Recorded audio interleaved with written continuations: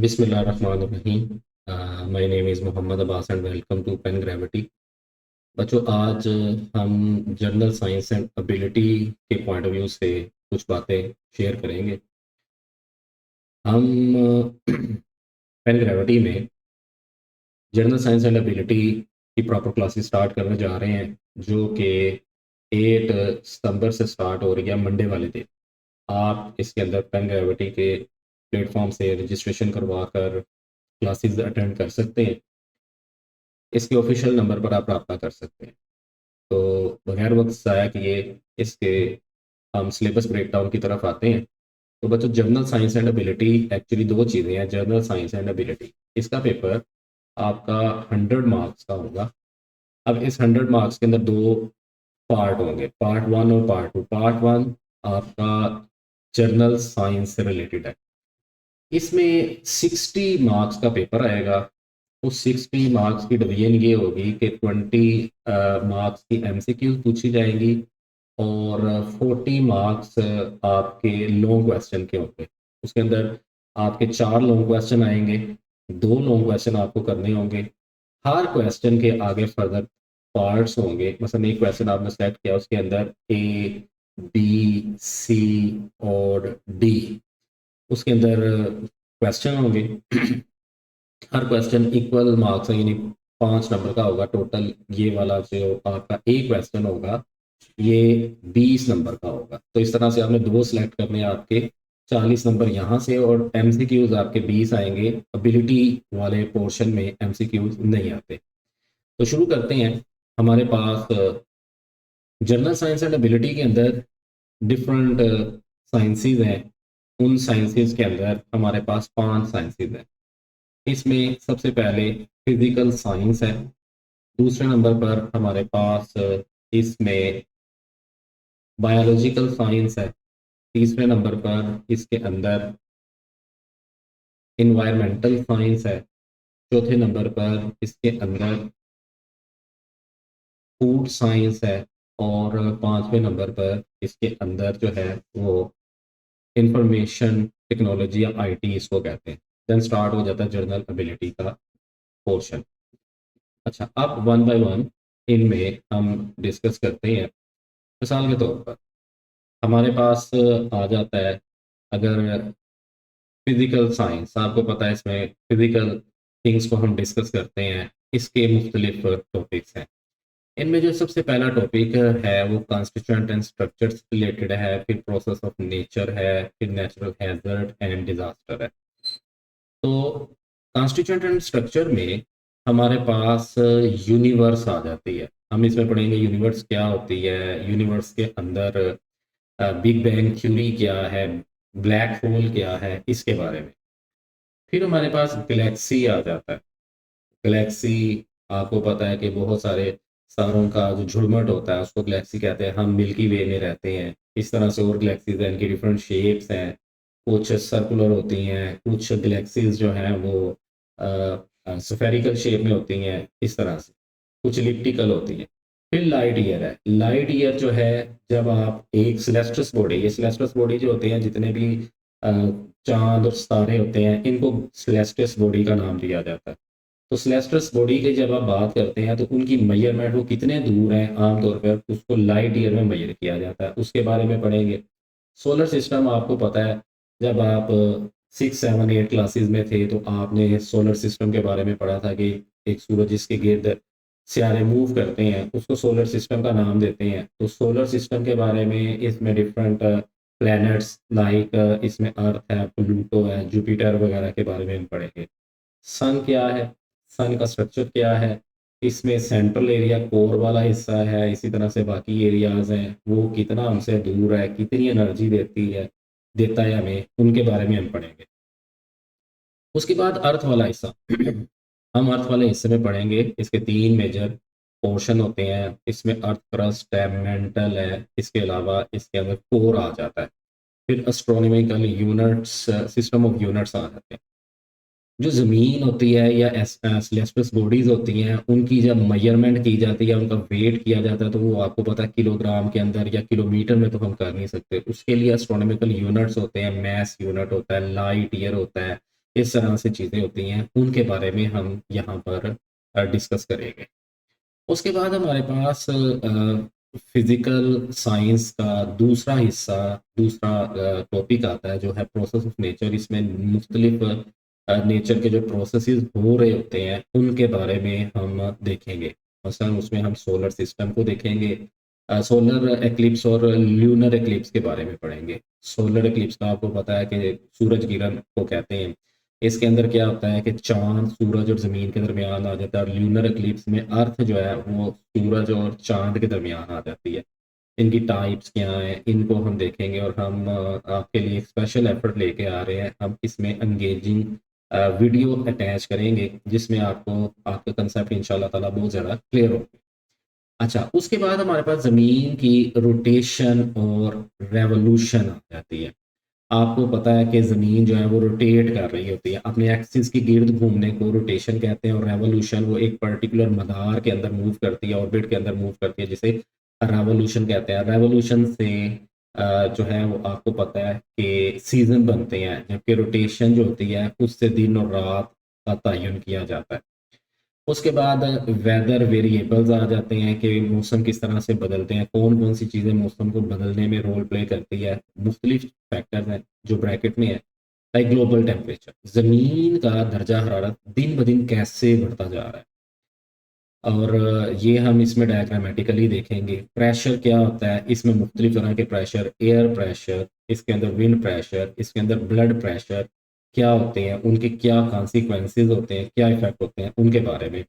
Circulation, इस circulation के अंदर हम देखेंगे कि किस तरह से विंड सर्कुलेट करती है, और उसमें टोर्नेडोज़ वगैरह कैसे आते हैं, उनको हम स्टडी करेंगे। एयर के चलने के बारे में पढ़ेंगे। प्रेसिपिटेशन, इसमें हम देखेंगे कि बादल कैसे बनते हैं, बारिश कैसे होती है, इसमें स्नो क्या है, विंड क्या है, इसके बारे में हम स्टडी करेंगे। उसके बाद ह्यूमिडिटी आ जाती है। ह्यूमिडिटी क्या होती है, नमी हवा में क्या होती है, कैसे बनती है, उसके बारे में ये। और वेदर वेरिएबल और वेदर वेरिएशंस कैसे आ रही हैं, और बदल कैसे रहा है आपका, आपका मौसम कैसे बदल रहा है, उनके बारे में पढ़ेंगे। तो ये फिजिकल साइंस जो है उसका दूसरा हिस्सा था, प्रोसेस ऑफ नेचर के बारे में। अच्छा, तो बच्चों उसके बाद हम आगे, हमारे पास तीसरा जो नेचुरल साइंस उसमें आता है, फिजिकल साइंस के अंदर तीसरा हिस्सा वो आता है नेचुरल हैज़र्ड और डिज़ास्टर। मुख्तलिफ तरह की डिज़ास्टर्स आती हैं। उन डिज़ास्टर्स में हमारे पास अर्थक्वेक है। आपको पता है ये बड़ा एक हॉट टॉपिक है सीएसएस और पीएमएस का। अर्थक्वेक्स क्या होती हैं और ज़िलज़ला कैसे आते हैं, इसमें प्लेट टेक्टोनिक्स क्या होती हैं, उनके बारे में। डाइवर्जेंस, कन्वर्जेंट और लेटरल प्लेट्स कैसे मूव करती हैं। वोल्केनिक eruption के बारे में है, लावे किस तरह से जनाब वो फटते हैं, ठीक है, और मैग्मा किस तरह बाहर आता है, कौन-कौन सी गैसेज़ हैं, वो क्या नुकसान पहुँचाती हैं, उनके बारे में पढ़ेंगे। सुनामी क्या होती है? आपको पता है कि अगर ज़लज़ला समुंदर में आ जाए, तो समुंदर में वो वाइब्रेशन क्रिएट करेगा, और वो जो वाइब्रेशंस होती हैं, वो वाइब्रेशंस सुनामी की वजह बनती हैं। इसमें समुंदर की बड़ी-बड़ी लहरें बनती हैं। तो समुंदर को कैसे, वो हमारे अर्थ को कैसे नुकसान पहुँचाती हैं, उनके बारे में हम इसको देखेंगे। फिर फ्लड क्या है? आपको पता है आजकल पाकिस्तान में फ्लड आया हुआ है, और आज भी, आज जब मैं ये लेक्चर रिकॉर्ड कर रहा हूँ 26 अगस्त को, तो इसके अंदर फ्लड जो है ये बहुत ही हॉट इशू बना हुआ है। क्यों? क्लाउड बर्स्ट हो रहे हैं। तो क्लाउड बर्स्ट क्या है वो भी हम इसमें डिस्कस करेंगे, टॉपिक्स, डिफरेंट टॉपिक्स में, ठीक है, प्रेसिपिटेशन के अंदर। और फ्लड क्या है, क्या वजह है, क्या नुकसानात होते हैं फ्लड के, कौन-कौन सी चीज़ें ज़्यादा डैमेज होती हैं, उनके बारे में। एवालांच के बारे में पढ़ेंगे। एवालांच क्या है? एवालांच कैसे बनती है? एवालांच की रीज़न क्या है? एवालांच की टाइप क्या है? मोस्ट डिज़ास्ट्रस या मोस्ट डेंजरस एवालांच कौन-सा होता है, उसके बारे में।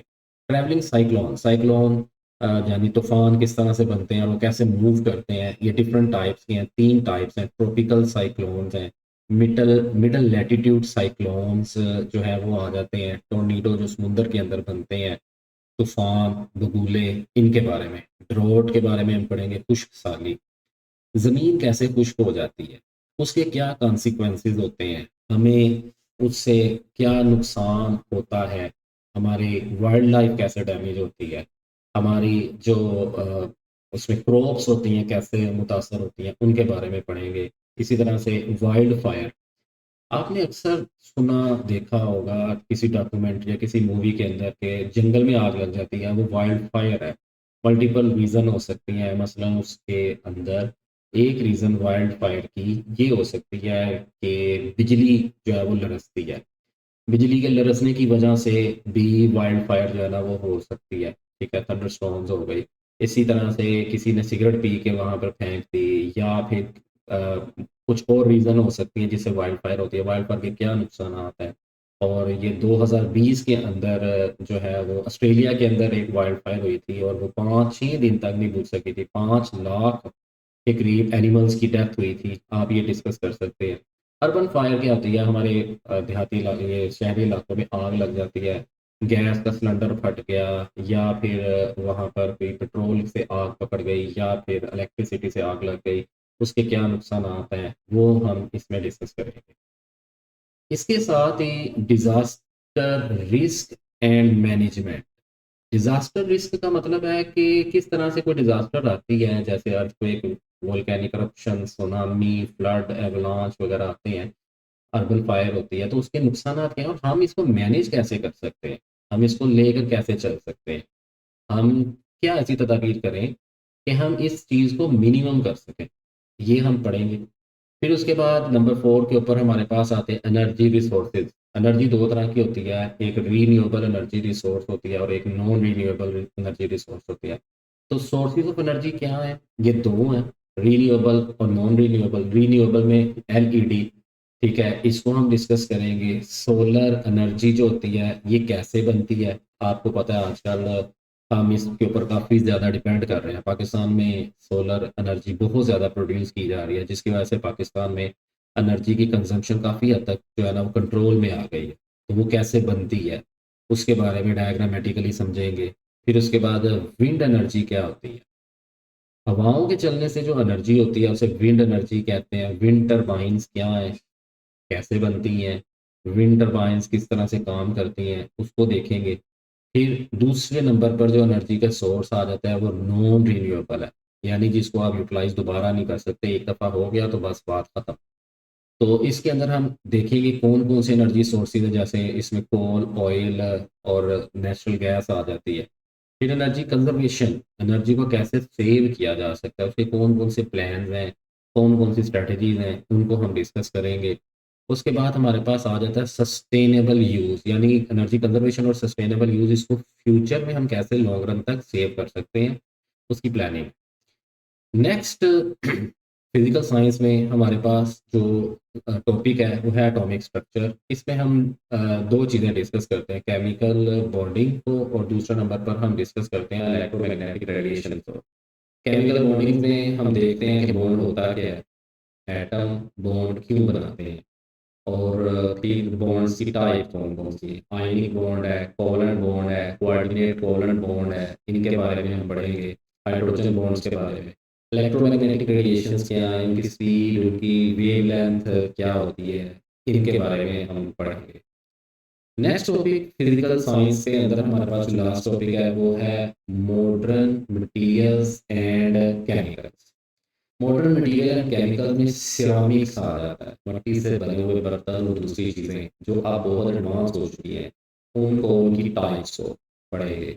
प्लास्टिक क्या होती है, प्लास्टिक का यूज़ कहाँ कहाँ है, कैसे हमें बेनिफिट पहुंचा रही हैं, इसके हवाले से हम देखेंगे। इसी तरह से सेमीकंडक्टर्स क्या होते हैं, सेमीकंडक्टर्स हमारे किस तरह से जो है वो काम आ सकते हैं, ठीक है, उनकी क्या क्या टाइप्स होती हैं, कंप्यूटर में भी ये यूज़ होते हैं और जगहों पर।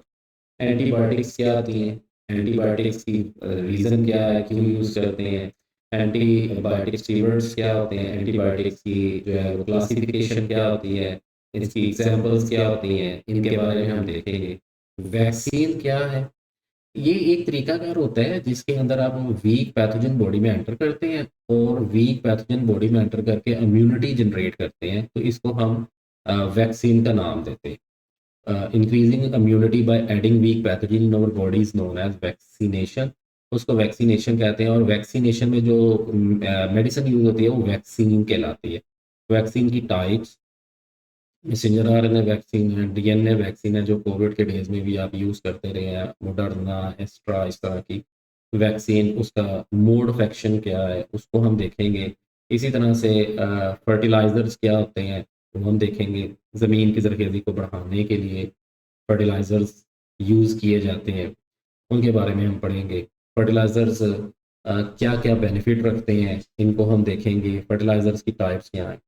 पेस्टिसाइड्स, वो मेडिसिन जो पेस्ट को कंट्रोल करने के लिए यूज़ की जाती हैं उनको पेस्टिसाइड्स का नाम दिया जाता है। पेस्टिसाइड डिफरेंट टाइप्स की हैं, हर्बिसाइड है, फंजीसाइड है, इंसेक्टिसाइड्स हैं। तो ये डिफरेंट टाइप्स की पेस्टिसाइड्स जो हैं ये होती हैं। तो हम इनको स्टडी करेंगे, इनके बारे में पढ़ेंगे और इनकी एग्जाम्पल देखेंगे और इनके यूटिलाइजेशन के बारे में पढ़ेंगे कि अगर पेस्टिसाइड्स आप ज़्यादा इस्तेमाल कर लेते हैं तो उसके नुकसानात भी हो जाते हैं। तो वो क्या नुकसान हैं उनके बारे में हम पढ़ेंगे। आप बायोलॉजी बायो अकोमोलेशन का लफ्ज़ आपने सुना होगा कि अगर आपके फूड में पॉइजनस मटेरियल ऐड हो जाए तो वो पॉइजनस मटेरियल क्या होता है, वो पेस्टिसाइड्स ही तो होते हैं जो आप फ्रूट और वेजिटेबल के ज़रिए से आगे अपनी बॉडी में ले जाते हैं। तो ये एक साइंसेस थी। अब दूसरी साइंसेस हमारे पास जो है वो आ गई है जो कि है हमारे पास बायोलॉजिकल साइंस। बायोलॉजी क्या है? बायोलॉजी को आप डिफाइन करते हैं science in which we study about living things, जिंदा चीज़ों का मुतालिया बायोलॉजी कहलाता है। तो इससे मुतल्लिक कुछ टॉपिक्स हैं जैसा कि इसमें बेसिस ऑफ लाइफ है। एक्चुअली इसमें आप सेल के बारे में पढ़ते हैं। Cell is the structural and functional unit of life. यानी इस बात के करने का मतलब ये है कि सेल आपकी बॉडी के स्ट्रक्चर को भी बनाता है और आपकी बॉडी के फंक्शन को भी यही परफॉर्म कराता है। जैसे आंख है, आंख आपकी बॉडी का एक स्ट्रक्चर है आई। तो आई का काम क्या है? विजन। तो विजन कौन करवाता है? सेल ही करते हैं। तो हम सेल के स्ट्रक्चर और सेल के फंक्शन को देखेंगे, सब सेलुलर ऑर्गेनेलीज के बारे में पढ़ेंगे। Organelle is part of cell which control a particular character. इसको ऑर्गेनेली का नाम दिया जाता है। मुख्तलिफ ऑर्गेनेलीज हैं, लाइक न्यूक्लियस है जो कि आपके सेल की एक्टिविटी को कंट्रोल करता है। माइटोकॉन्ड्रिया है जो आपकी बॉडी के अंदर पावर हाउस है। राइबोसोम है जो कि प्रोटीन सिंथेसिस करता है। लाइसोसोम है जो कि आपकी बॉडी के अंदर डाइजेशन में रोल प्ले करता है। प्लास्टिड्स हैं जो कि फोटोसिंथेसिस करवाने के अंदर बहुत ही इम्पोर्टेंट जो है वो रोल प्ले करती हैं। इसी तरह से आपके पास जो है वो क्रोमोसोम्स आ जाते हैं। आपके पास इसके अलावा जो है वो गोल्जी बॉडी आ जाती है, पैकिंग मटीरियल के तौर पर काम करती है। एंडोप्लाज्मिक रेटिकुलम है जो कि चीज़ों को एक जगह से दूसरी जगह ट्रांसफ़र करते हैं। तो हम इनके बारे में पढ़ेंगे। सादा लफ्ज़ों में कह लें, आपका ये वाला हिस्सा सेल के बारे में होगा। बायोलॉजिकल साइंस में हम नेक्स्ट वन बायोमॉलिक्यूल्स को पढ़ेंगे। इनमें हमारे पास प्रोटीन आ जाती है। प्रोटीन का structure, primary, secondary, tertiary structure, इसके सोर्सेज क्या क्या है, कहाँ कहाँ यूज़ होते हैं, इनको देखेंगे। लिपिड्स के बारे में पढ़ेंगे। लिपिड्स की हम क्लासेस के बारे में फास्फोग्लिसरॉल, असाइलग्लिसरॉल, टर्पिनॉइड, स्टीरॉइड्स, इनको देखेंगे। फिर कार्बोहाइड्रेट्स और इसकी क्लासेस हैं। कार्बोहाइड्रेट तीन तरह के होते हैं, मोनोसेकेराइड, पॉलीसेकेराइड और ओलिगोसेकेराइड। ये स्वीट इन टेस्ट होते हैं, हमारी खुराक में जो मीठी चीज़ होती है वो कार्बोहाइड्रेट्स है। फिर एंजाइम्स के बारे में पढ़ेंगे। Enzymes are biological catalyst which increase the rate of reaction being themselves used. तो आपकी बॉडी के अंदर जो केमिकल रिएक्शंस होते हैं उनको हम जो जिनके ज़रिए से होते हैं वो एंजाइम्स होते हैं। ये पढ़ेंगे हम इस पोर्शन में। उसके बाद हमारे पास तीसरा हिस्सा बायोलॉजिकल साइंस के अंदर जो है वो आता है, उसको हम कहते हैं प्लांट्स एंड एनिमल किंगडम। यानी आपने पौधों की किंगडम और एनिमल के किंगडम पढ़ना है। किंगडम एक बड़े ग्रुप को कहते हैं, यानी पौधों और एनिमल के बारे में पढ़ना है। इसमें हम क्या पढ़ेंगे? A brief survey of plants. Plant का एक सर्वे करेंगे। असल पौधे इसमें कौन कौन से होते हैं, पौधों के ग्रुप बड़े बड़े कौन कौन से हैं। इसमें ब्रायोफाइट और ट्रेक्योफाइट्स आ जाते हैं। फिर ट्रेक्योफाइट्स में हमारे पास ट्रीडोफाइट और स्पर्मेटोफाइट्स आ जाते हैं। फिर स्पर्मेटोफाइट दो तरह के होते हैं, इसमें जिम्नोस्पर्म और एंजियोस्पर्म आ जाते हैं। उनको हम देखेंगे। अच्छा जी, उसके बाद हमारे पास फिर एनिमल पोर्शन आता है। इसमें हम एनिमल किंगडम को डिस्कस करेंगे। एनिमल किंगडम में 2 बड़े ग्रुप हैं, आप जानते हैं, इनवर्टिब्रेट और वर्टिब्रेट्स, ठीक है? उनके बारे में, इनवर्टिब्रेट्स के ग्रुप कौन से हैं, वर्टिब्रेट की क्लासेस कौन सी हैं, पाइसेस है मछलियाँ, इसके अलावा इसमें एवीज आ जाते हैं परिंदे, फिर इसके अंदर एम्फीबियंस आ जाते हैं, फ्रॉग और टोड आ जाते हैं, फिर मैमल्स आ जाते हैं, इंसान जिसमें शामिल है, एलिफेंट शामिल है। तो हम इसमें पिन पॉइंट सिमिलरिटी और डाइवर्सिटी इन नेचर भी पढ़ेंगे। इस हिस्से को आप सादा लफ्जों में कह लें, डाइवर्सिटी वाले को आप क्लासिफिकेशन ऑफ प्लांट्स और एनिमल को डिस्कस करेंगे। उसके बाद हमारे पास नेक्स्ट जो पोर्शन है वो है a brief account of human physiology, यानी जो ह्यूमन है उसकी जो फिजियोलॉजी है, उसके जो फंक्शन है, उसको हम लेकर चलते हैं इसमें। यानी आपके ये जो हिस्सा है इसमें हम सिस्टम्स के बारे में बात करते हैं। मुख्तलिफ सिस्टम्स है, आपको पता है, डाइजेस्टिव सिस्टम है, रेस्पिरेटरी सिस्टम है, सर्कुलेटरी सिस्टम है, एक्सक्रीटरी सिस्टम है, रिप्रोडक्टिव सिस्टम है, नर्वस सिस्टम है। तो ये सारे सिस्टम्स और इनसे रिलेटेड स्ट्रक्चर हम बायोलॉजिकल साइंस के इस हिस्से के अंदर डिस्कस इंशाल्लाह ताला करेंगे। उसके बाद बायोलॉजिकल साइंस में हमारे पास नेक्स्ट हिस्सा कॉमन डिजीज एंड एपिडेमिक्स के बारे में। कॉमन डिजीज एंड एपिडेमिक्स, ये वाला जो हिस्सा है इसमें मुख्तलिफ बीमारियाँ, वबाई बीमारी क्या होती है उसके बारे में देखेंगे।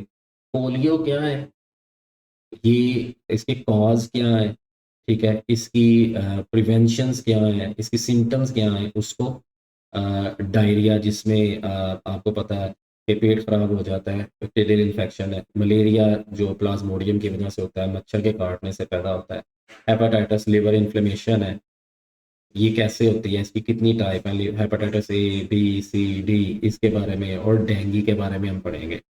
डेंगू क्या है, डेंगू कैसे होता है, डेंगू जो है ना वो शॉक सिंड्रोम क्या है, कितनी तरह के हैं, इनको हम डिस्कस करेंगे। उसके बाद हमारे पास नेक्स्ट आ जाता है new model concept of producing biofuel method. Biofuel होती है जिसके अंदर आप किसी लिविंग ऑर्गेनिज्म के फुजले वगैरह को या उनकी बॉडी को यूज़ करते हुए फ्यूल बनाते हैं, उसे बायोफ्यूल कहते हैं। ये न्यू मेथडोलॉजी है। इस बायोफ्यूल में बायोगैस का नाम आपने सुना होगा, ये हम प्रोड्यूस करते हैं। वो कैसे करते हैं, कितनी टाइप्स के एडवांटेजेस क्या हैं, डिसएडवांटेजेस क्या हैं, वो हम यहाँ पर इसमें डिस्कस करेंगे। तो ये 2 हिस्से हो गए, जनरल साइंस एंड एबिलिटी के। उसके बाद हमारे पास तीसरा हिस्सा आता है। हमारे पास जो तीसरा हिस्सा है वो इन्वायरमेंटल साइंस का है। पहला हिस्सा फिजिकल साइंस, दूसरा बायोलॉजिकल साइंस और तीसरा हिस्सा इन्वायरमेंटल साइंस का। इन्वायरमेंटल साइंस के पहला टॉपिक इन्वायरमेंट है। हम पढ़ेंगे इस हिस्से में कि एटमॉस्फेयर क्या होती है। एटमॉस्फेयर एक्चुअली एक लेयर होती है एयर की जो कि आपकी अर्थ के डिफरेंट गिर्द होती है। उसके बारे में, उसका स्ट्रक्चर के बारे में और इसकी कंपोजिशन के बारे में हम पढ़ेंगे। दूसरा हिस्सा हाइड्रोस्फेयर है। Hydro mean water, sphere mean जो स्पेस को कहते हैं। तो वाटर साइकिल के बारे में, मेजर वाटर कंपोनेंट्स के बारे में हम इसमें बात करेंगे। इसमें प्रेसिपिटेशन क्या होती है, कैसे पानी जो है वो एक जगह से दूसरी जगह जाता है, एनवायरनमेंट से ऑर्गेनिज्म और ऑर्गेनिज्म से एनवायरनमेंट में किस तरह मूव करता है, उसके बारे में पढ़ेंगे। फिर हमारे पास आ जाता है biosphere. Biosphere area where living organism exist, वो जगह जहाँ पे जानदार रहते हैं, को बायोस्फीयर कहते हैं। अब बायोस्फीयर में हमारे पास मुख्तलिफ चीज़ें आती हैं, लाइक बायोम्स। बायोम्स कहते हैं large regional community primary determine by it's climate, यानी किसी एक जगह पर एक बड़ी कम्युनिटी जिसको वहाँ का क्लाइमेट डिटरमिन करना है।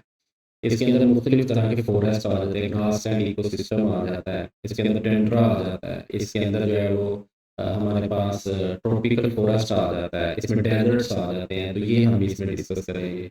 फिर उसके बाद हमारे पास लिथोस्फेरिक इकोसिस्टम है, जिसे लिथोस्फीयर कहते हैं। इसमें हम मिनरल्स क्या होती हैं, रॉक्स क्या है, रॉक्स की टाइप्स क्या हैं, इसमें हमारे पास इग्नियस मेटामॉर्फिक रॉक्स आ जाती हैं, क्लास्टिक रॉक्स आ जाती हैं, ठीक है, इनके बारे में पढ़ेंगे। प्लेट टेक्टोनिक्स क्या होती है, एक थ्योरी है जिसके बारे में कहा जाता है कि हमारी ज़मीन के नीचे डिफरेंट प्लेट्स हैं, वो मूव करती हैं, अर्थक्वेक आते हैं, तो उनके बारे में ये टॉपिक होगा, तो ये हम डिस्कस करेंगे।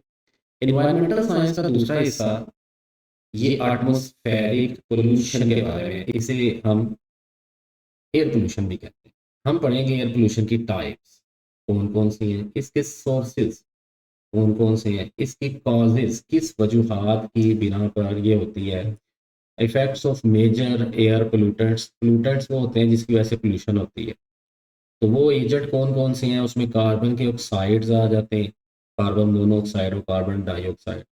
पार्टिकुलेट मैटर आ जाते हैं, ये क्या होते हैं, कैसे जो है वो बनते हैं, क्या नुकसान पहुंचाते हैं, उसके बारे में।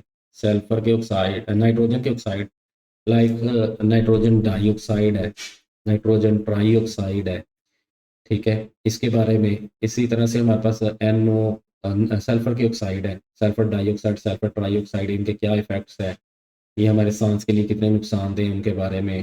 ट्रोपोस्फेरिक ओजोन क्या होती है, ओजोन कैसे बनती है, ओजोन क्या होती है और उसकी कितनी लेयर्स होती हैं, हम कहाँ एग्जिस्ट करते हैं, अगर वो डैमेज हो जाए क्या होगा, कौन कौन सी चीज़ें उसको डैमेज कर रही है, क्लोरोफ्लोरोकार्बन्स क्या होते हैं, इनके बारे में हम इस हिस्से में देखेंगे।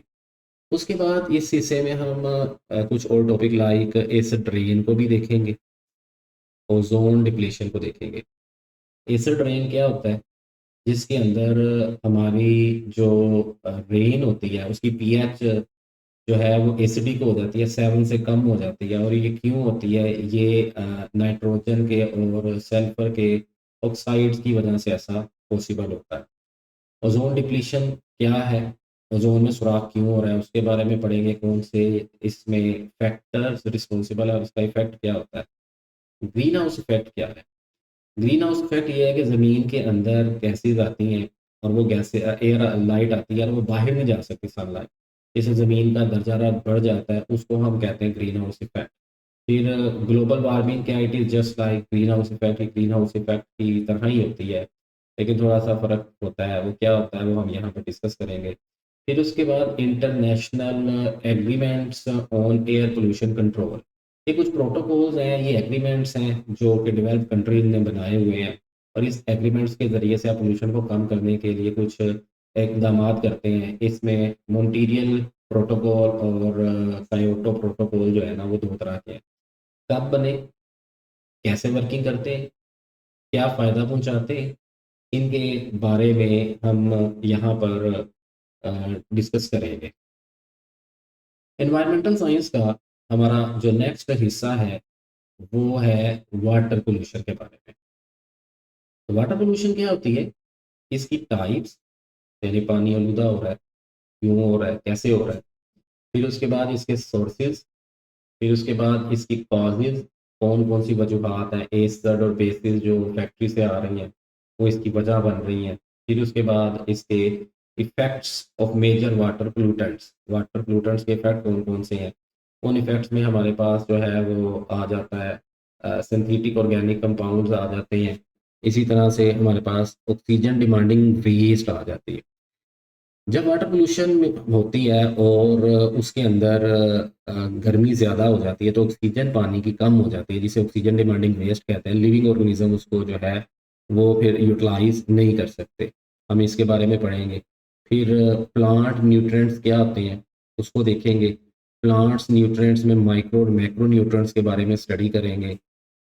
थर्मल पोल्यूशन, फैक्ट्रियों के गर्म और गंदा पानी जो पोल्यूशन क्रिएट करता है उसको थर्मल पोल्यूशन कहते हैं, वो क्या इफेक्ट रखती है उसको देखेंगे।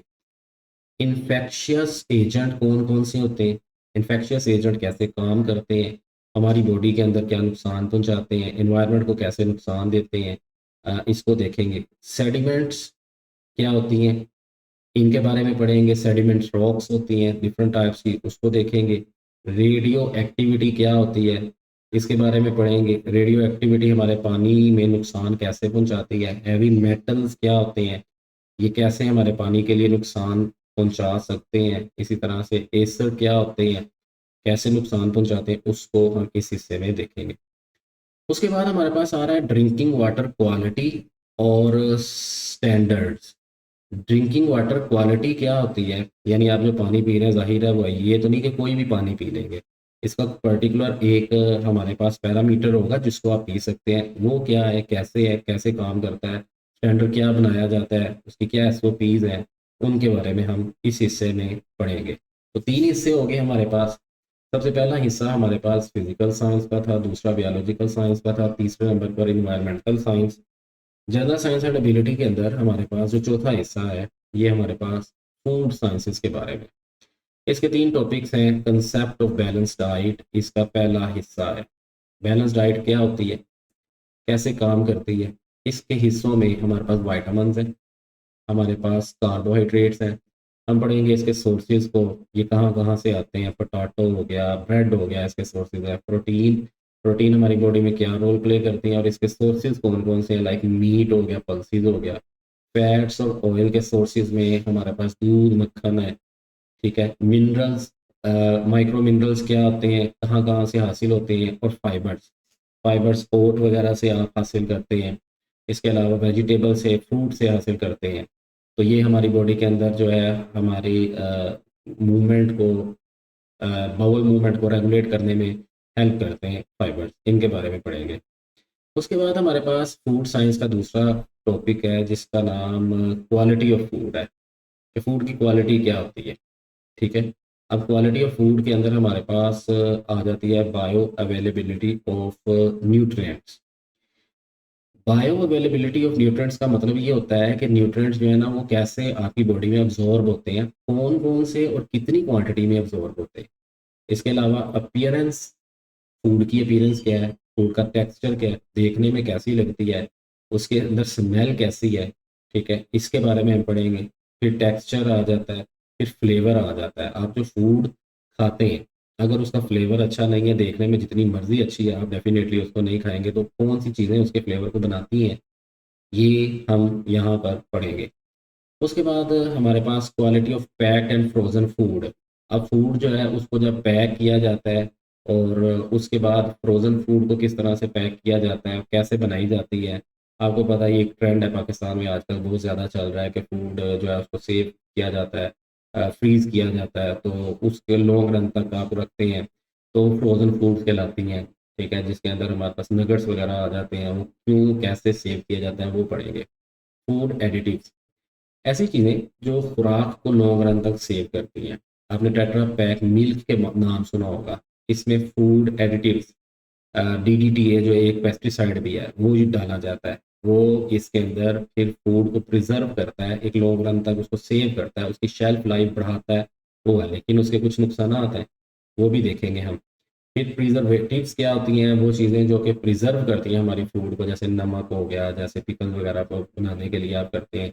एंटीऑक्सीडेंट क्या होते हैं, वो चीज़ें जो आपकी बॉडी में ऑक्सीडेशन के प्रोसेस को नहीं होने देती, एंटीऑक्सीडेंट्स कहलाती हैं। लाइक फ्रूट्स के अंदर एंटीऑक्सीडेंट्स वगैरह जो है ना वो होते हैं। तो ये भी हम यहाँ पर ऑब्जर्व करेंगे, इस हिस्से को देखेंगे। फूड साइंस जो कि चौथा हिस्सा है, इसका तीसरा पार्ट हमारे पास फूड डेटोरेशन और इसका कंट्रोल है। फूड डेटोरेशन और इसका कंट्रोल, इसके अंदर हम फूड डेटोरेशन होती क्या है, यानी फूड आपकी खराब कैसे होगी। ठीक है। उसके बाद अडल्ट्रेशन, अडल्ट्रेशन चेंज को कहते हैं। आप फूड में कोई मिलावट करें और फूड को बढ़ा लें तो उसको फूड अडल्ट्रेशन कहते हैं, जैसे दूध में पानी डाल के उसको बढ़ा लेना। ऐसे मुख्तलिफ चीज़ों में की जा रही है, उसके बारे में पढ़ेंगे। प्रिजर्वेशन ऑफ फूड, ये यहाँ पर भी है और यहाँ पर भी है, तो इसके बारे में हम देखेंगे। उसके बाद हमारे पास ये पांचवा हिस्सा हो गया। मैंने आपको कहा था कि जनरल साइंस एंड एबिलिटी में 5 हिस्से हैं। एनवायरमेंटल साइंस है, सबसे पहले physical science, biological science, environmental science है। उसके बाद आपके पास फूड साइंस और फिर आईटी इंफॉर्मेशन टेक्नोलॉजी आ जाता है।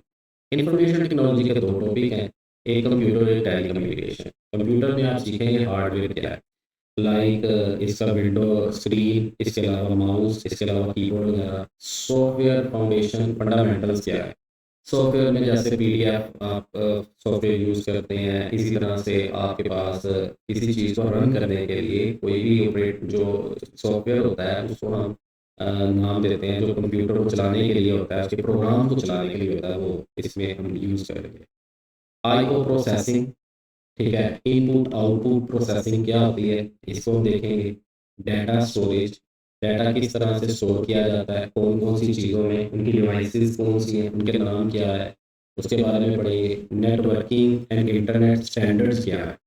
नेटवर्किंग आप समझते हैं कि एक जगह से दूसरी जगह हम किसी चीज़ को लेकर जाना कंप्यूटर के ज़रिए से, नेटवर्किंग है। फिर इंटरनेट प्रोटोकॉल्स क्या हैं, HTTP क्या होती हैं, इनको हम समझेंगे।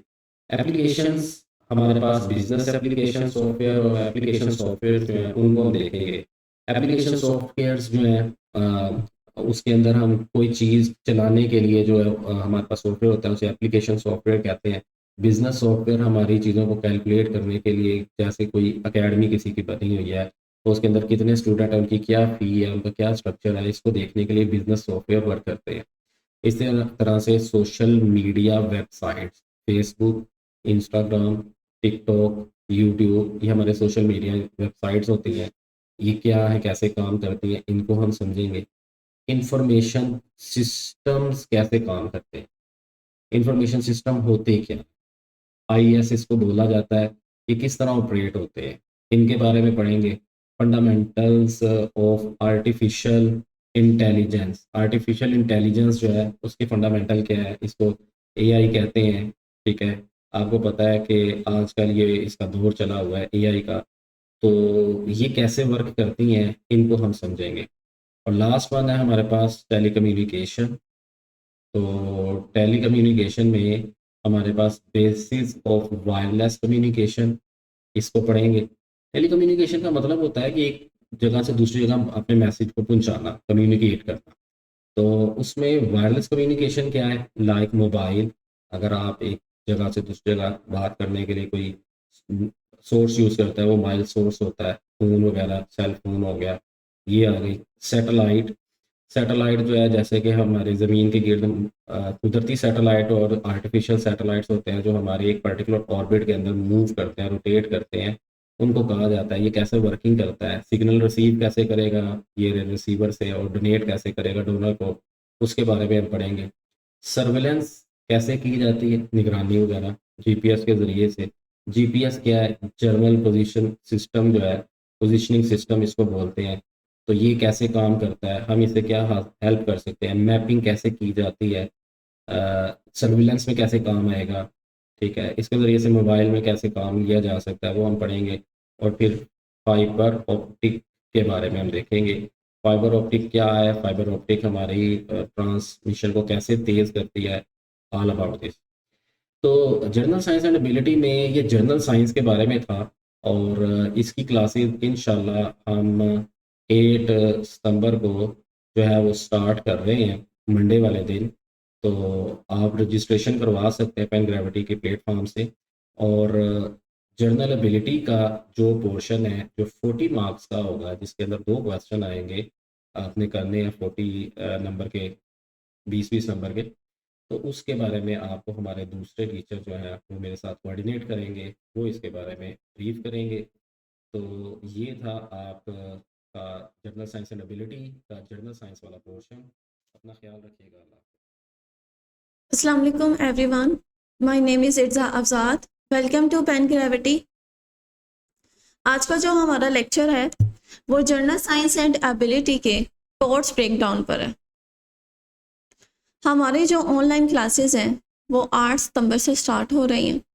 जैसा कि सर अब्बास ने आपसे डिस्कस किया है कि आप हमारे प्लेटफॉर्म पर जाकर अपनी रजिस्ट्रेशन करवाएं। हमारा वहाँ पर कॉन्टैक्ट मौजूद है, कॉन्टैक्ट नंबर है।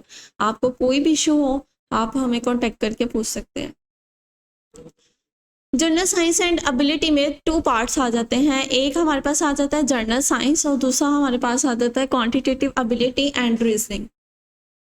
इसमें जो हमारे पास जर्नल साइंस का पार्ट है वो सर अब्बास आपके साथ डिस्कस करेंगे और जो क्वांटिटेटिव का पार्ट है वो मैं आपके साथ डिस्कस करूँगी।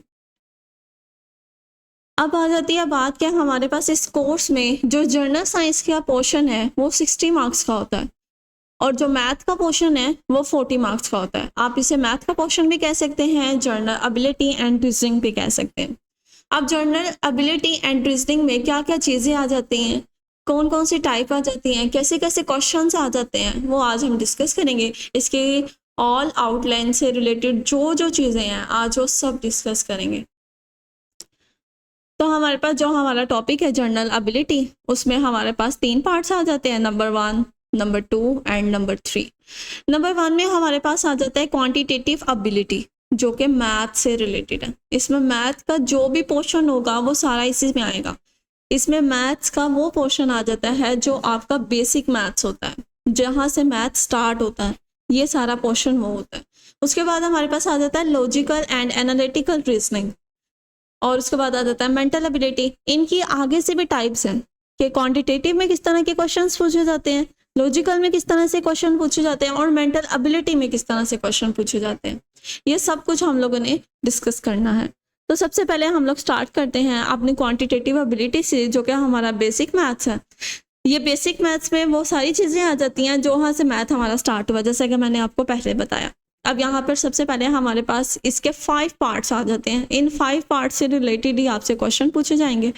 सबसे पहले आ जाता है अर्थमेटिक, फिर आ जाता है अलजबरा, फिर उसके बाद geometry, sets, reminders and random, ये सारा कुछ हमारे पास आ जाता है। अब इसमें जो हमारे पास अर्थमेटिक है, अर्थमेटिक के भी आगे से पार्ट्स हैं, अलजबरा के भी पार्ट्स हैं कि अलजबरा में किस तरह से क्वेश्चंस पूछे जाते हैं, ज्योमेट्री में, इन सब में किस तरह से हमारे पास क्वेश्चंस आते हैं, उसको हम डिटेल से देखते हैं।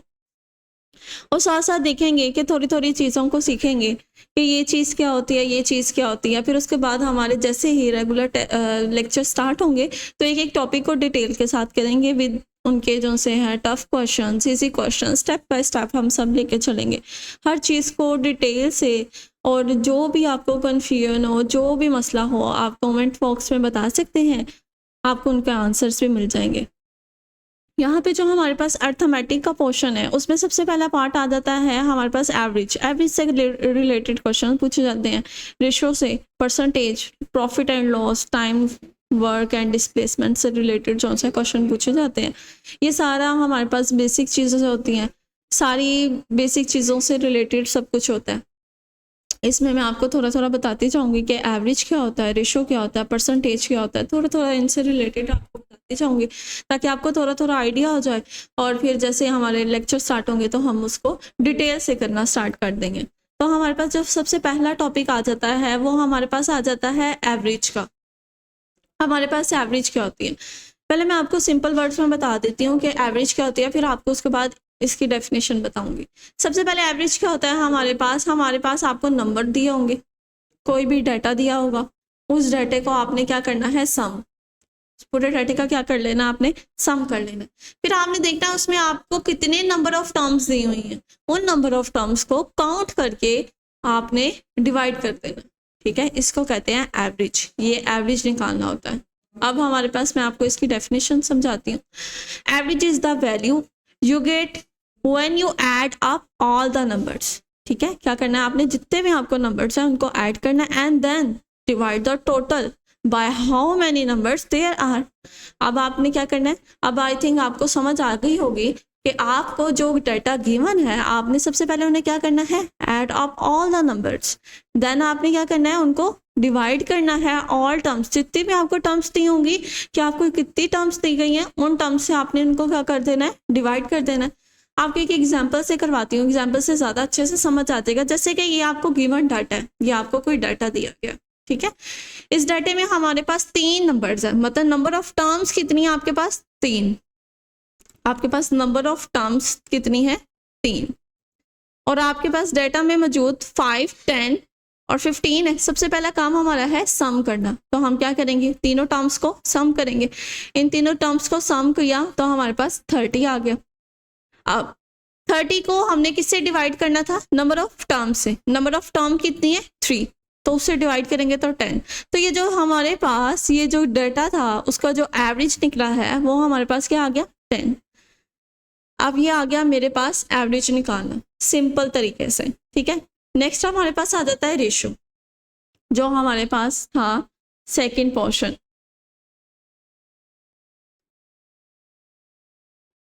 अब हमारे पास जो रेशियो है रेशो में क्या होता है, रेशो हमारे पास होता है, आपको दो तरह की टर्म्स दी गई होंगी, जैसे कि लगा लें कि ये टर्म है, ये टर्म है, वो कहेंगे इनको रेशो निकालें। तो रेशो कैसे निकालनी है, जैसा कि आपको ये फिगर से भी थोड़ा सा अंदाजा हो गया होगा। अब रेशो कैसे निकालते हैं, it show the relation between two numbers के दरमियान रिलेशन होता है। Ratio are written usually colon, इस तरह के कॉलन से हम लोग आमतौर पर रेशो को प्रेजेंट करते हैं, ठीक है। अब यहाँ पर आपको रेड बॉल्स और ब्लू बॉल्स नजर आ रही होंगी। अब आपने काउंट करनी है इनके दरमियान, वो कहेंगे इनके दरमियान रेशो बताएं, तो इनके दरमियान जो रेशो है वो 6 और 4 की रेशो है।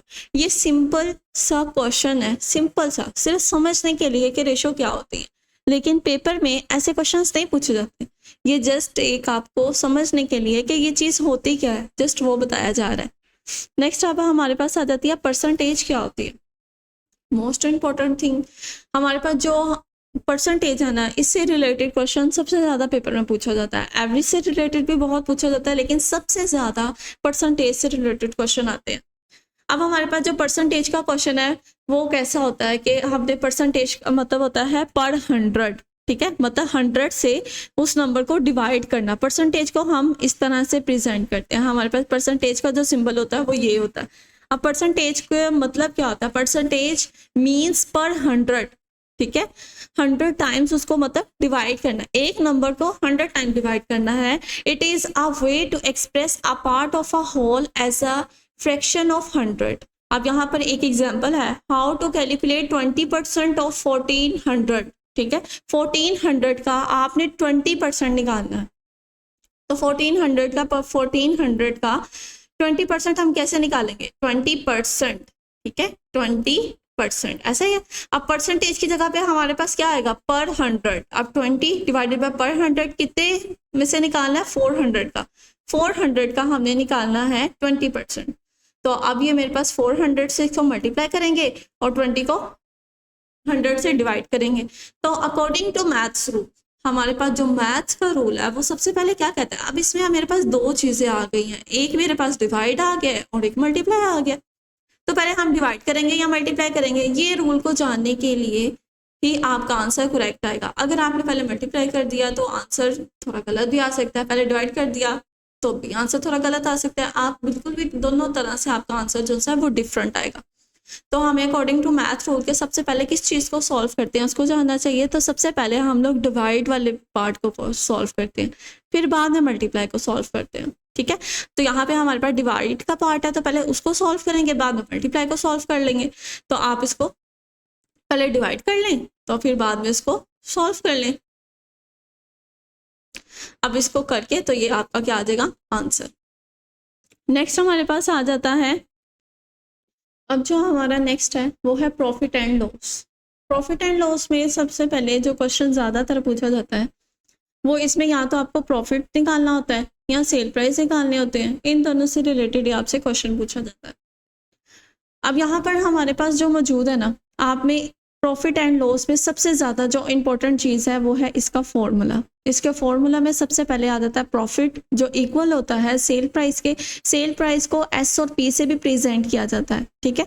अगर एस और पी कहीं सिंपल लिखा हो तो उसको आप समझ आएंगे ये सेल प्राइस है, या सी और पी लिखा हो तो उसको कॉस्ट प्राइस कहते हैं। तो अब हमें पता होना चाहिए कि सेल प्राइस किसको कहते हैं, कॉस्ट प्राइस किसको कहते हैं, और प्रॉफिट क्या होगा। सबसे पहले सेल प्राइस वो प्राइस है, अगर आपने कोई चीज़ खरीदी है और आपको उसको सेल करना है तो आपको वो सेल कितने रुपीस में करना है, ठीक है। आपने उसको सेल किया, आपको कितना प्रॉफिट हुआ, ठीक है। कॉस्ट प्राइस वो होते हैं, कॉस्ट प्राइस हमारे पास होते हैं कि आपने जो चीज़ खरीदी है, जब आपने वो चीज़ ली थी तब आपके पास वो कितने प्राइस में थी, ठीक है। जैसा कि मैं आपको एग्जांपल देती हूँ, आपके पास एक गाड़ी है और गाड़ी आपने ली है 60 रुपीज़ में, ठीक है। ये आपके पास हो गए कॉस्ट प्राइस, ठीक है। आपने इसको सेल करना है, आप चाहते हो कि मुझे जो सी है ना इसकी सेल हो जाए तकरीबन 80 रुपीज़ में, मैं इसको सेल कर दूँ। अब आपको समझ नहीं आ रही कि मैं इसको 80% सेल करने से मेरे पास कितने परसेंट का प्रॉफिट आएगा, तब आपने प्रॉफिट फाइंड करना होगा। आपको समझ आ गई होगी कि यहाँ पर हमारे पास प्रॉफिट, सेल प्राइस और कॉस्ट प्राइस क्या होते हैं। मैं आपको एक एग्जांपल से समझा देती हूँ, उससे आपको ज़्यादा अच्छे से समझ आ जाएगी। अब आपने हमारे पास जो एग्जांपल है वो ये है कि आपने जो है ना प्रॉफिट फाइंड करना है, जो कि 20% ऑफ 60 है, मतलब यही जो मैंने आपको एग्जांपल दिया। इसी तरह से आप एक एग्जांपल ले लें कि हमारे पास एक चीज़ है, जैसे कि कार है या कोई भी चीज़, एज अ पेन ले लें। पेन मैंने जो 60 रुपीज़ में उसको कॉस्ट प्राइस जो से है वो क्या है, हमारे पास 60 रुपीज़, मैंने उसको 60 रुपीज़ में ख़रीदा है। अब मुझे यही पेन को सेल करना है, तो सेल करने के लिए मैं चाहती हूँ कि मेरे पास जो है ना 20% इसका जो है ना प्रॉफिट मेरे पास आए। तो मुझे अब बताना है कि सेल प्राइस मेरे पास क्या आएंगे। ठीक है, हमने सेल प्राइस फाइंड करने हैं।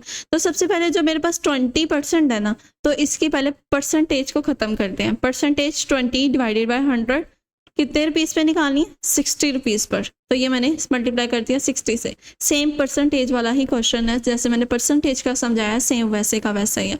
आपने पहले डिवाइड करना है, फिर मल्टीप्लाई करके आपके पास जो सा है ये 12 आंसर आ जाएगा। अब हमने ये आपके पास निकल आया प्रॉफिट, ये प्रॉफिट निकल आया। आपने 20% लेना है, मतलब 60 के अंदर अगर आप 12 डालेंगे तो आपके पास जो सा है 20% इसका जो प्रॉफिट है वो आ जाएगा।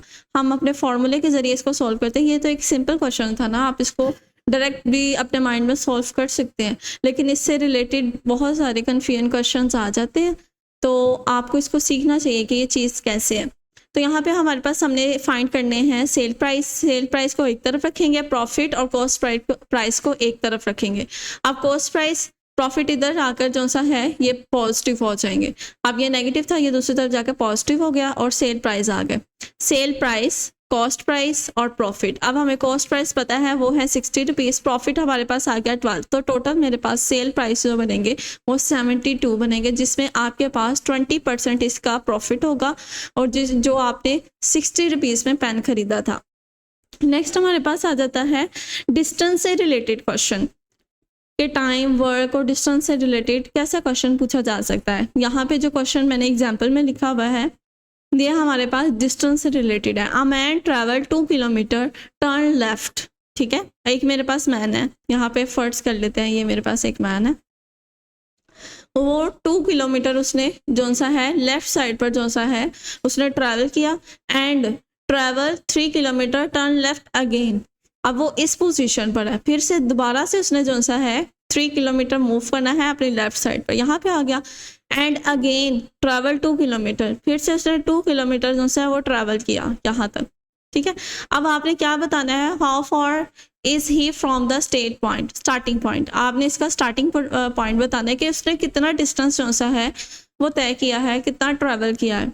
अब हमारे पास देखा जाए कि सबसे पहले वो 2 किलोमीटर चला, फिर 3 किलोमीटर चला और फिर उसके बाद वो चला 2 किलोमीटर। अब जो पैरेलल डिस्टेंस है, ये दोनों पैरेलल डिस्टेंस हैं, 2 किलोमीटर एंड 2 किलोमीटर और इक्वल भी हैं, तो पैरेलल डिस्टेंस एक दूसरे से क्या हो जाएंगे, कैंसिल। तो हमारे पास क्या बचेगा, 3 किलोमीटर। तो जो उसका टोटल डिस्टेंस है वो कितना आ जाएगा, 3 किलोमीटर। क्या मतलब उसने जो हमारे पास उसने डिस्टेंस कवर किया है वो 3 किलोमीटर किया है। नेक्स्ट हमारे पास आ जाता है अलजबरा क्या होता है और ज्योमेट्री में किस तरह के क्वेश्चंस आ जाते हैं। अलजबरा में 2 तरह की चीज़ें आ जाती हैं, जिसमें आ जाता है नंबर 1 पे इक्वेशन, नंबर 2 पे फैक्टराइजेशन। ज्योमेट्री में चीज़ें पूछी जाती हैं जिसमें सबसे पहले ट्रायंगल आ जाती है, फिर उसके बाद एंगल्स आ जाते हैं, फिर उसके बाद हमारे पास आ जाता है एरिया। एरिया कैसे फाइंड करते हैं, इसका एंगल निकाल के दिखाएंगे, इसमें एक ये ट्रायंगल है, इसमें कौन कौन से ट्रायंगल्स हैं, कौन कौन से ट्रायंगल्स बन रही है, ट्रायंगल्स की बहुत सारी टाइप्स हैं हमारे पास, एंगल कौन कौन से बन रहे हैं वो बताएं, हमारे पास जो ज्योमेट्री में जो शेप्स हैं उनके एरिया फाइंड करें। ये सारी चीज़ें हमारे पास ज्योमेट्री में देखी जाती हैं। अलजबरा का पहले देख लेते हैं कि अलजबरा क्या होता है। Algebra is a fundamental branch of mathematics, ठीक है, that use symbol, typical letters to represent unknown or variable quantities in mathematical expression and equation। अब हमारे पास अलजबरा में ये जो सा है ये मैथमेटिक्स का एक ब्रांच है, ठीक है, जिसके अंदर सिंबल्स होते हैं, टिपिकल लेटर्स भी आप उसमें ले सकते हैं, ठीक है, जिसमें हमारे पास और जो लेटर्स और जो हमारे पास सिंबल्स होते हैं वो अननाउन होते हैं। ठीक है, आपने उन्हीं की वैल्यू जो सी है फाइंड आउट करनी होती है, उन्हें आप वेरिएबल भी कह सकते हैं।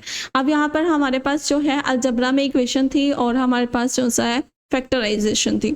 इक्वेशन क्या होती है, सबसे पहले ये पता होना चाहिए। इक्वेशन में ये सारी चीज़ें आ जाती हैं। आपको ये एक इक्वेशन का तब पता चलेगा जब आपको पता होगा कि जस्ट मैंने अगर आपको यहाँ पे एक इक्वेशन लिख के देती हूँ 3x + 5 = 20, ये एक इक्वेशन है, ठीक है। अब आपको क्वेश्चन ये भी पूछा जा सकता है कि ये क्या है, ये क्या है और ये क्या है।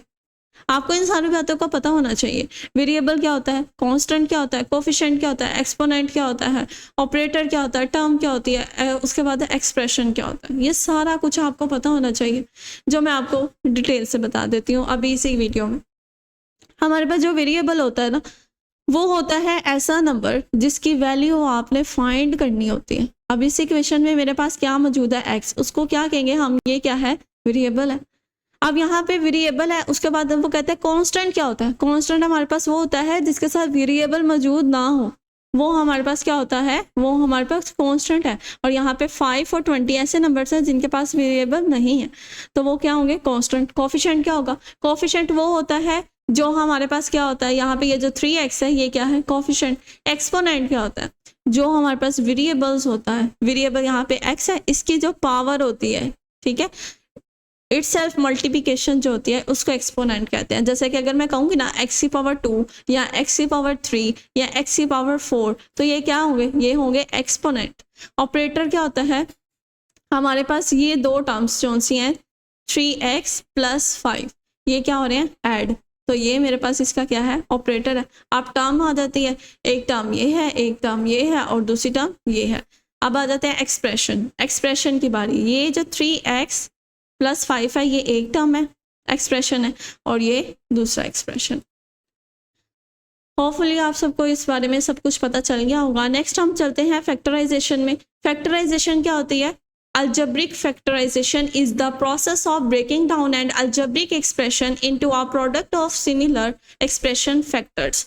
अब ये मेरे पास एक इक्वेशन है, ठीक है, इस इक्वेशन को मैंने फैक्टर्स में कन्वर्ट करना है और इसमें जो x की वैल्यू है उसको फाइंड करना है। तो ये जो मैंने इस एक्सप्रेशन को तोड़कर इसमें कन्वर्ट करने को हम क्या कहते हैं, फैक्टराइजेशन। डिटेल से करेंगे अपने लेक्चर्स में। नेक्स्ट हमारे पास जो टॉपिक आ जाता है वो आ जाता है ज्योमेट्री। ज्योमेट्री में क्या क्या बातें आपने डिस्कस करनी है। सबसे पहले ट्रायंगल के बारे में आपको पता होना चाहिए कि आपके पास कौन कौन से ट्रायंगल कैसी कैसी होती है। यहाँ पे जैसे इक्विलेटर ट्रायंगल क्या होती है, राइट ट्रायंगल क्या होती है, ये सारे ट्रायंगल्स का, एक्यूट, एब्सोल्यूट, ये सारे ट्रायंगल्स का आपको पता होना चाहिए कौन सी ट्रायंगल क्या होती है, इसमें क्या होता है, इसमें क्या होता है। अब नेक्स्ट हमारे पास आ जाता है, हम लोग किसी भी चीज़ का एरिया फाइंड करते हैं। जैसा कि आप स्क्वायर ले लें, रेक्टेंगुलर ले लें, ठीक है, आपको पता है स्क्वायर वो होता है जिसकी ऑल साइड आपस में इक्वल होती हैं, ठीक है। रेक्टेंगुलर क्या होता है, जिसकी ऑपोजिट साइड्स आपस में इक्वल होती हैं। वो कहेगा पैरामीटर बताएं, एरिया बताएं, एरिया निकाल के दिखाएं, सर्कल का बताएं, रेडियस ट्रायंगल का बताएं, स्क्वायर का बताएं, रेक्टेंगुलर का बताएं। ये सारा कुछ जो सा है ये ज्योमेट्री का पोर्शन है। सारे क्वेश्चंस जो से हैं इस तरह के वो ज्योमेट्री से पूछे जाते हैं। नेक्स्ट हमारे पास जो आ जाता है वो आ जाता है सेट्स। सेट क्या होते हैं, सेट हमारे पास होते हैं यूनियन, आपने देखा होगा, जिसके अंदर नंबर ऑफ सेट्स लिखे जाते हैं। सेट को हम इससे रिप्रेजेंट करते हैं, ठीक है। सेट का ये सिंबल होता है जिसके अंदर नंबर्स को एक अरेंजमेंट के तौर पर लिखा जाता है, ठीक है। जैसा कि मैं यहाँ पे लिखती हूँ, अगर मेरे पास कहूँगी मैं, मेरे पास एक सेट है ए, ठीक है, उसके अंदर है नेचुरल नंबर्स 1 2 3 सो ऑन, ठीक है, मुझे नहीं पता वो कहाँ तक जा रहे हैं। अब यहाँ पे आ जाता है दूसरी चीज़, एक तो सेट के बारे में होगा, दूसरा रिमाइंडर्स क्या होते हैं। तो यहाँ पर नेक्स्ट हमारे पास आ जाता है, अब सेट में यहाँ पे आ जाता है इंटरसेक्शन और यूनियन। यूनियन हमारे पास जो होता है उसको इस तरह से प्रेजेंट करते हैं और इंटरसेक्शन को इस तरह से प्रेजेंट करते हैं। इंटरसेक्शन में वो चीज़ें आ जाती हैं जो दोनों में कॉमन होती हैं। दो सेट्स होंगे, इन दोनों में जो चीज़ कॉमन होगी वो इंटरसेक्शन होगा। और यूनियन में क्या होता है, इसमें सेट दो दिए जाएंगे आपके पास, ठीक है। दोनों के अंदर आपने लाइन वाइज छोटे नंबर से लेके बड़े नंबर तक आपने सारा कुछ लिखना जो दोनों सेट्स के अंदर मौजूद है। रिमाइंडर्स में क्या आ जाता है, आपने जो हमारे पास डिवीजन मेथड है उसमें आपने बताना है कि ये जो बचने वाला है ये क्या होता है, डिवाइड करने वाला क्या होता है, अंदर वाला क्या होता है, ऊपर वाला क्या होता है। ये सारे से रिलेटेड जो क्वेश्चन है वो ये रिमाइंडर्स में आ जाते हैं। अब नेक्स्ट हमारे पास जो आ जाता है, इसमें जो हमारे पास रैंडम सैम्पलिंग है, इसमें हमारे पास क्या होता है, आपको एक डाटा दिया जाएगा, ठीक है। इस डाटा के अंदर आपने कुछ चीज़ों को सिलेक्ट करना होगा। ये काम जो सा होता है ये रैंडम सैम्पलिंग में आ जाता है।